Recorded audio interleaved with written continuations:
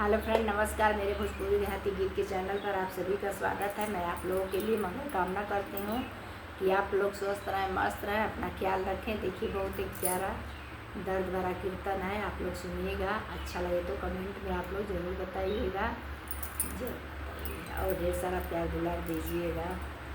बिना बिंदी कजरवा के दी है राम, बिना बिंदी कजरवा के दी है राम, बिना बिंदी कजरवा।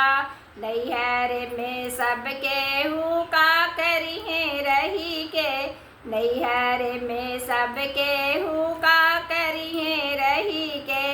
बिना माता यदरवा के करी है राम, बिना माता यदरवा के करी है राम, बिना बिंदी कजरवा के दी है राम, बिना बिंदी कजरवा।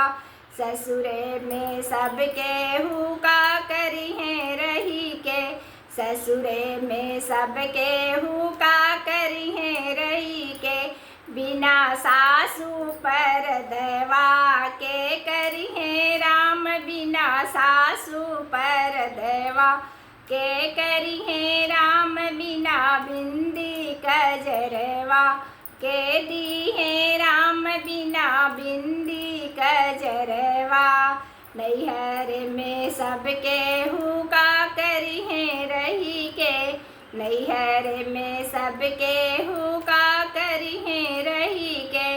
बिना भाभी दुलरवा के करी है राम, बिना भाभी दुलरवा के करी है राम, बिना बिंदी कजरवा के करी है राम, बिना बिंदी कजरवा।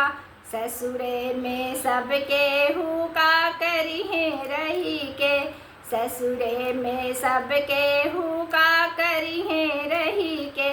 बिना साजन मननवा के करी है राम, बिना साजन मननवा के करी है राम, बिना बिंदी कजरवा के करी है राम, बिना बिंदी कजरवा।